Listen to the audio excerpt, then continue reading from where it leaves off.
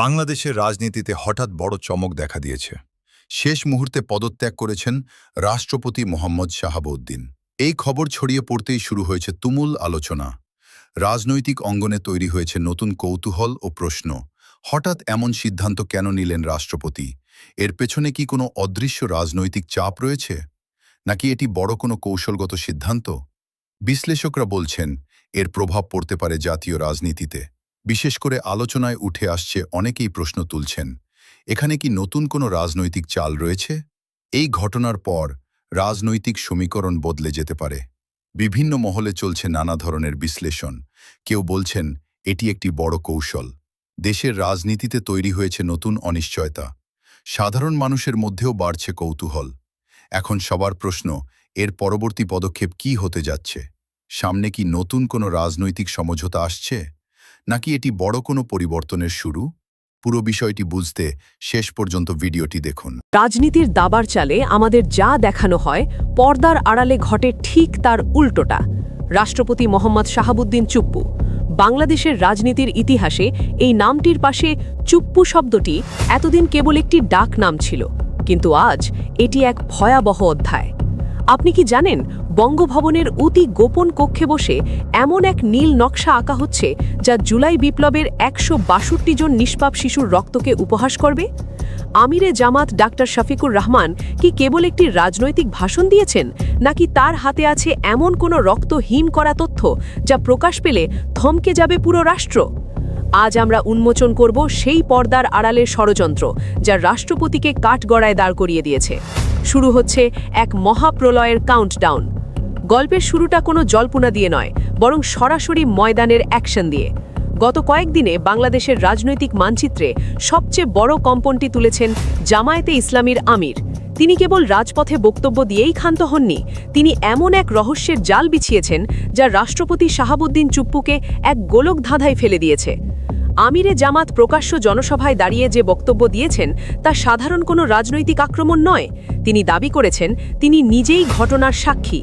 তিনি যা দেখেছেন এবং যা শুনেছেন তা এমন এক গোপন সত্য যা প্রকাশ পেলে বঙ্গভবনের দেয়ালগুলোও হয়তো লজ্জায় শিউরে উঠবে। তার ইঙ্গিত ছিল পরিষ্কার, শাহাবুদ্দিন চুপ্পু অনেক কিছু গোপন করেছেন, জাতির সামনে অসত্য বলেছেন এবং পর্দার আড়ালে এমন কিছু শক্তির সাথে আতাত করেছেন যা দেশের সার্বভৌমত্বের জন্য হুমকি স্বরূপ।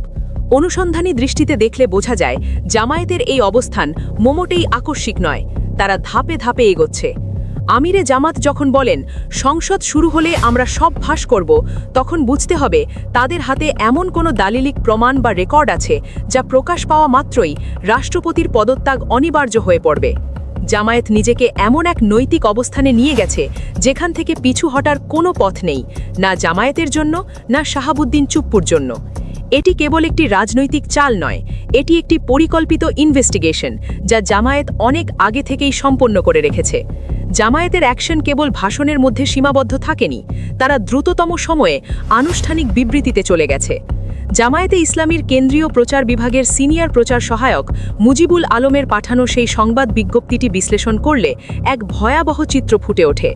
সেক্রেটারি জেনারেল মিয়া গোলাম পারোয়ার সেখানে সরাসরি শপথ লঙ্ঘনের অভিযোগ এনেছেন। একজন রাষ্ট্রপতি যখন রাষ্ট্রের সর্বোচ্চ সাংবিধানিক পদে বসেন, তখন তাকে কিছু বিশেষ গোপনীয়তা রক্ষার শপথ নিতে হয়। কিন্তু রাষ্ট্রপতি চুপ্পু সম্প্রতি একটি জাতীয় দৈনিকের সাক্ষাৎকারে রাষ্ট্রের অভ্যন্তরীণ ও অতি সংবেদনশীল বিষয় জনসম্মুখে প্রকাশ করে দিয়েছেন। এটি কি কেবল অসতর্কতা, নাকি কোনো গভীর নীল নকশা? জামাত বলছে এটি চরম আমানত খিয়ানত।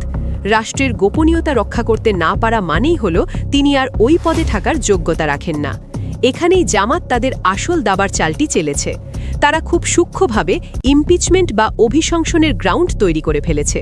সংবিধানের ৫২ অনুচ্ছেদ অনুযায়ী রাষ্ট্রপতির বিরুদ্ধে গুরুতর অসদাচরণ বা সংবিধান লঙ্ঘনের দায়ে অভিশংসন প্রক্রিয়া শুরু করা যায়। জামাত এখন নৈতিকভাবে দায়বদ্ধ যে সংসদের প্রথম অধিবেশনেই তারা এই শপথ ভঙ্গের দায়ে রাষ্ট্রপতির বিরুদ্ধে বেসরকারি বিল উত্থাপন করবে।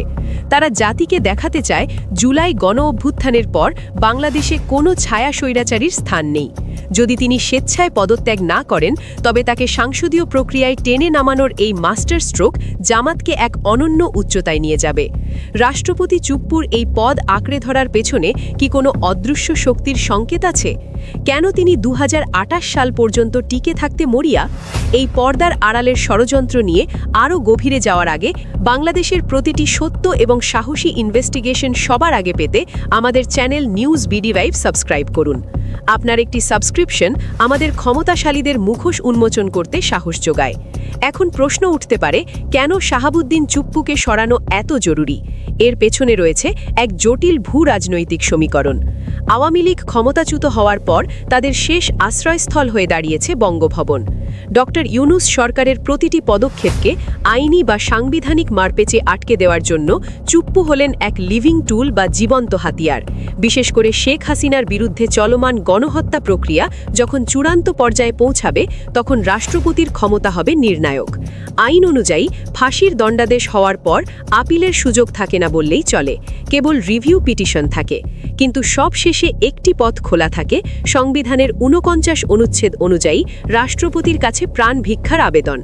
শাহাবুদ্দিন চুপ্পু যদি পদে থাকেন তবে তিনি শেখ হাসিনাকে ক্ষমা করে দেবেন, এটাই হলো সেই মাস্টারমাইন্ড পরিকল্পনা। শেখ হাসিনাকে দেশে ফিরিয়ে আনা হবে, গ্রেপ্তার দেখানো হবে এবং বিচারের নামে একটি নাটক শেষে রাষ্ট্রপতির ক্ষমায় তাকে আবার রাজনীতিতে পুনর্বাসন করা হবে। জামায়াত এই নীল নকশা ধরে ফেলেছে। তারা জানে চুপ্পুকে সরানো মানে হলো আওয়ামী লীগের পুনর্বাসনের শেষ দরজাটি চিরতরে বন্ধ করে দেওয়া। এটি কেবল একজন ব্যক্তিকে সরানো নয়, এটি মূলত দিল্লির প্রেসক্রিপশনে চলা একটি দীর্ঘমেয়াদী চক্রান্তকে ধূলিসাৎ করা।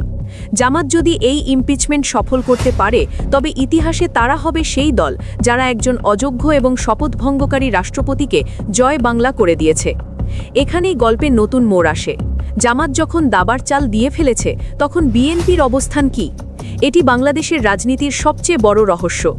জামাত যদি সংসদে ইমপিচমেন্ট বিল উত্থাপন করে তবে বিএনপিকে একটি পক্ষ নিতেই হবে। যদি বিএনপি এই বিলে সমর্থন না দেয় তবে জনগণের কাছে তাদের ভাবমূর্তি হবে ভারপ্রাপ্ত আওয়ামী লীগ হিসেবে। মানুষ প্রশ্ন তুলবে, বিএনপি কি তবে ভারতের দালাল? এমন একজন মানুষকে নিয়ে বিএনপির এত দরদ কেন? এই প্রশ্নটি বিএনপিকে এক হিম হওয়ার অবস্থার মধ্যে ফেলে দেবে। অন্যদিকে জামাত এই সুযোগে নিজেকে জুলাইন প্রজন্মের কাছে আস্থার প্রতীক হিসেবে প্রতিষ্ঠিত করছে। তারা প্রচার করছে যে শেখ হাসিনা মুক্ত না থাকলে আওয়ামী লীগ বড়জোর জাতীয় পার্টির সমকক্ষ হবে, তার বেশি নয়। অর্থাৎ চুপ্পুকে সরানো মানে আওয়ামী লীগকে চিরতরে পঙ্গু করে দেওয়া। জামাত এই মাস্টার স্ট্রোকে কেবল আওয়ামী লীগকে নয়, বিএনপিকেও এক কঠিন রাজনৈতিক পরীক্ষার মুখে দাঁড় করিয়ে দিয়েছে। এই কৌশলটি যেমন ধারালো তেমনি বুদ্ধিদীপ্ত, যা জামায়াতের জনপ্রিয়তাকে আকাশচুম্বী করে তুলছে। একটি অদ্ভুত বিষয় লক্ষ্য করেছেন কি?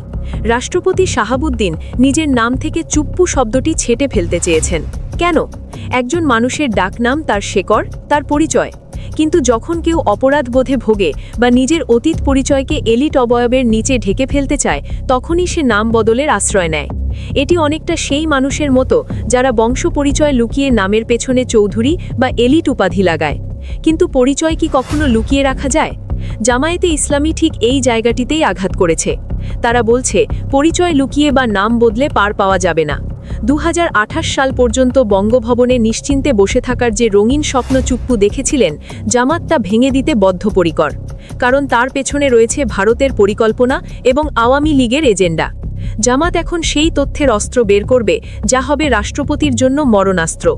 আওয়ামী লীগের অনেক নেতাকর্মী যারা পরিস্থিতির চাপে দল ত্যাগ করেছেন, তারা এখন দেখছেন যে তাদের আস্থার শেষ স্তম্ভ শাহাবুদ্দিন চুপ্পু নিজেই এখন টলমল। জামায়াতের এই কঠোর অবস্থানের কারণে আওয়ামী লীগের ভেতরেও বড় ধরনের ভাঙন দেখা দিচ্ছে, যা জামায়াতের সাংগঠনিক শক্তিকে আরও বৃদ্ধি করছে। পুরো বিষয়টি শুধু একটি ইমপিচমেন্ট নয়, এটি বাংলাদেশের অস্তিত্বের লড়াই। জামাত কেন এই মুহূর্তে এত সরব? কারণ তারা জানে বাংলাদেশের রাজনীতিতে এখন একটি ভ্যাকিউম বা শূন্যতা বিরাজ করছে। এই শূন্যস্থানে যে দল সাহসের সাথে সত্য বলবে, জনতা তাদের সাথেই থাকবে। ইউনুস ফ্যাক্টর এখানে জামাতের জন্য সহায়ক। অন্তর্বর্তীকালীন সরকার যখন রাষ্ট্র সংস্কার করতে চায় তখন চুপ্পুর মতো একজন রাষ্ট্রপতি প্রতিটি পদক্ষেপে বাধা হয়ে দাঁড়ান। জামাতের এই আক্রমণাত্মক অবস্থান আসলে একটি বৃহত্তর বিপ্লবের অংশ। তারা দেখাতে চায় যে ১৬২ জন শিশুসহ যত মানুষকে গণহত্যার শিকার হতে হয়েছে তার বিচার নিশ্চিত করতে তারা কোনো আপোষ করবে না।